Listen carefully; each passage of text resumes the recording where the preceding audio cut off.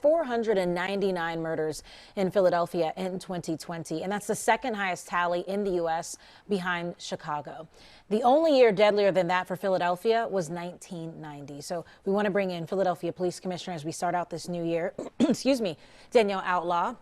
Good morning to you. Good morning. We know, of course, a lot of people, especially when we saw that tally, 499, we know that there has been this issue, and we know we've mentioned that it's something we all have to work on. So now that the year has wrapped up, what have we learned about the fact that we got to that number? And also, what are we looking forward to do in 2021 to change it? Good morning. Thanks for that question, and thanks for having me this morning. I think it's important to note that, a lot of the determinants that we saw contributing to the gun violence in the previous year are still present in 2021, quite frankly. And if they're not addressed and dealt with in 2021, we're going to continue to see ourselves chasing our tails. I think there's a stronger acknowledgement moving forward into 2021 now that we've had the opportunities and the willingness, I think, of all stakeholders to come to the table and do everything that we can to analyze these shootings and the reasons behind this. There's more of an acknowledgement that the solutions are far beyond just the police department ourselves. The criminal justice system in this last few months have been willing, the stakeholders have been willing to come together. I think the public have seen a lot of people like myself and others testifying during public hearings, during council, to really peel back the layers and determine why are we seeing the level of violence that we've seen this year, not just here, but in other cities, small, mid, large-sized cities all across the country. I think in the beginning of the year, at the beginning of the pandemic, a lot of folks were asking, well, why do you think the violence is what it is, but outside of the pandemic? I think we now recognize that we don't get to say outside of the pandemic, because the pandemic, really added this layer of psychology that we're seeing that's contributed to a lot of these things as well. So we know we have to address the guns, the number of guns that are on the street. Even though the police department made a record amount of arrests for illegal firearms last year and took a record number of guns off the street, we're still seeing these shootings continue to increase.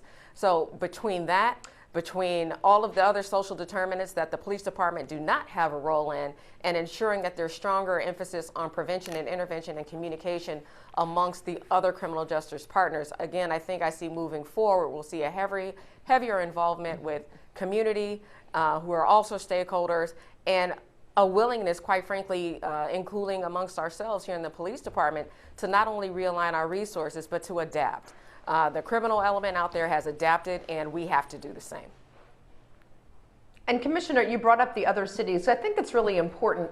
It's terrible what happened here with our homicide rate, but this is really all across the country. We have some of the other cities where they've had major rises, of course, in the homicide rate. We've seen this in Detroit, in New York, and now everywhere, all across our entire country. It's been a huge problem. What do we, one of the few bright spots, however, is like Camden. What do we do different to help our communities now? Well, again, I hear the reference to Camden a lot. We have to make sure that we're comparing apples to apples. But it doesn't mean that success in a different part of the country or even across the bridge isn't scalable and cannot be tailored. It's important for all of us in these seats, whether we're chiefs, superintendents, commissioners, to communicate and find out what does work for them. Quite frankly, in some communities where the relationship between the community and the police department is strong, we'll see that the crime levels are a lot lower, because the legitimacy there amongst the police department isn't as much as an issue. You don't see as much of a reticence or hesitancy for witnesses to come forward. There's more of a relationship there. And, again, depending on where you are in the country, if those relationships in the community are strained, our ability to get ahead and prevent really is hindered. You mentioned having a relationship. Can we talk about the relationship with the DA's office? Because I know you mentioned that there's been a record number of arrests, record number of guns that have been taken off the street. But in the past, I know it's been mentioned, a lot of the instances and shootings that we're seeing are repeat offenders. I know you've already made some steps as far as having weekly meetings with the DA's office, trying to work closely together. How is that going, and what are the plans then for this year with that? It's still fairly new, but I am happy in the sense that it's actually happening now. You know, our folks on the PPD side and staff from the DA's office are meeting on a weekly basis to review shootings from the previous week to determine, okay, if this case wasn't charged, if there was withdrawn or there was a declination, why? And we have all the important people at the table to figure that out, so we can make sure in real time if there's a training need or if there's additional evidence that was needed by PPD, we get that feedback in real time. And then two, we've asked, you know, for an open and honest look. If there's something that fell short on the court side or the DA's office side, the county side, not the county side, but I would say the court side, you know, what were those things and how can we ensure that moving forward, maybe in the next few days, that it doesn't happen again? This level of communication wasn't happening, but I think it's important to make sure that we're not only introspective, but there has to be a quality assurance in the review of these cases, because we cannot continue to see what we've seen. We know that there's patterns between our shooters and our victims. A lot of folks that we've arrested either had open cases, open gun cases, or some of our homicide victims were killed with open cases. So the question is, where did the system fall short? What could have been done to intervene, and why wasn't that? What was that intervention? What could it have been, and why was it not done? If the resources were there, and these are the conversations that are happening now, and we need to ensure that they continue on in 2021. You mentioned the trust with the community, and that's like sort of obviously multifold. We've had police-involved shootings that created a lot of mistrust and hurt and triggered a lot of emotions in a lot of people in our community, and then we had the way that the protests afterwards were handled. How are we going to fix the huge trust issue we have right now between our community and the people who were trying to protect our community? I think moving forward, you know, folks are tired, and quite frankly, folks internally here in the police department, including myself, folks are tired of lip service. They're tired of saying, okay, we've had this conversation, we've discussed, we've had great dialogue, and then we go back to our corners and, you know, go on as if nothing has happened. Moving forward, folks want implementation, they want execution, they want to know, what are you going to do?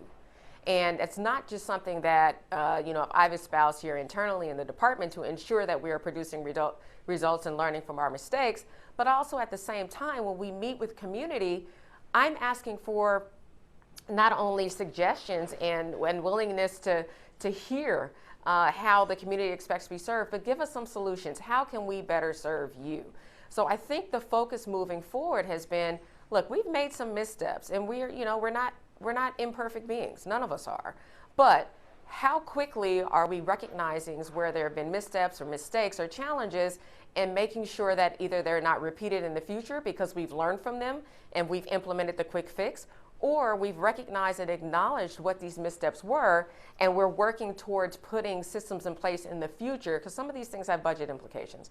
But what are we doing to make sure that we have something in place moving forward, either as a placeholder so it's not forgotten, or again, immediate implementation to ensure that it doesn't happen again, whether that's through training, whether that's through proper deployment on the front end, whether it's making sure that our rank and file have the equipment that they need, or even ensuring that our budget for the upcoming fiscal year reflects the needs not only of the community but of our officers, to ensure that we're providing the service that the community wants. So I think there needs to be a heavy emphasis, and there has been, quite frankly, on ensuring that we don't find ourselves in this cycle of doing the same things over and over and over again. And then I think once the community here internally, you know, when I say community, I mean our internal PPD community and our external community, once they see that we're following through, we're following up, we're not just paying lip service, then, you know, folks are more willing to come to the table and establish trust and say, you know what, they made a mistake, we're all ready to move forward. Let's figure out how we can do this together, because we see that we're genuine and authentic in our approach and wanting to make things better. Like you're saying, actions speak louder than words. And we know there's a lot of action that needs to be done, especially with the report that came out right before around Christmas Eve saying about what happened. There were 77 recommendations that were on that list. And you mentioned budget. So what is the plan? Does that mean we have to just make sure like a 5-year plan into getting all these things implemented? Because we've also in 2020 talked about tasers, talked about body cameras. How do you get it all done and with the money allotted? Right? I think that's a good question. On the one hand, we hear calls for defund the police. And then on the next hand, we're saying, but we need you to do more. And in order for us to do more, it calls for investment. So that's, a point that I don't think I've been shy about mentioning. But we have to be very thoughtful and intentional about how we prioritize our needs. And quite frankly, we have to be open and honest about what's doable today and what's something that has to be laid out over the next 5 years or so. When you mentioned the report, there were a lot of quick wins, I think, in either that we recognized right away and we implemented them, but there are some longer term things as well. When you talk about tools and equipment that cost money, there's a huge need for training. We recognize that. When you talk about ICS, for example, or utilizing the incident command system, working through FEMA and other outside partners to bring that training in. My understanding is the last time we received, as a whole, as a department, that sort of training was back in 2010. And we have to make sure that we stay on top of that. How we deploy, and again, quite frankly, the good news is that this is an example of what I'm talking about when we learn from our mistakes in real time and we ensured that we did everything that we could as soon as we found out about what our missteps were to implement them to ensure that it didn't move forward. Our response in the 3-day period, you'll see we haven't had a response like that since, because we learned, how we needed to prepare, how we needed to plan. And quite frankly, again, it wasn't just us. It was other departments all across the country, because the tone and tenor of the unrest that we were dealing with was unlike anything that we had dealt with before, whether it was here in Philadelphia or in other cities. We had been sitting on an emotional powder keg for quite some time. So this wasn't a planned event in that people were coming to express anger and yell and shout a few things and then leave. This was completely different. And it was spread out all throughout the city, not just in one centralized place. So now moving forward, we know that when we're planning and preparing for any sort of unrest, we also have to prepare for the unknown, whether there's intelligence out there to let us know that or not. Now, with all of that said, in order to be prepared in that way, it costs money. Canceling days off costs money. Logistically, providing for all of these officers that we see out here costs money. We have to pay them, we have to feed them, we have to ensure that there's relief. And again, all of the equipment and resources that come with that, helicopters, everything costs money. Outside support, it costs money. And so I think we need to be very realistic in managing expectations, because when we're asking for the level of preparation that's needed moving forward, especially working through the election period that we've seen and what's going on today, I think we need to be mindful of the fact that it takes resources, but we are definitely, again, we're introspective, we're a learning organization, and we're learning individuals, and we've done everything that we can to ensure that we can not only move forward from that period in history here in the city in our response, but to assure the community that we don't expect something like that to happen again. Commissioner, what a first year. Thank you for taking your time this morning. We really appreciate it, and we hope to do this ongoing conversation more often in the future as well. Yes, and especially Absolutely. next month, because that will be coming up on your 1 year. We're very close to your 1 year. And we also want to talk about, when you come back on next, about COVID and how officers have been dealing with it, because they are on the front lines as well when it comes to that. So we're certainly thinking of you guys. Thank you. Thank you. We're going to take a break.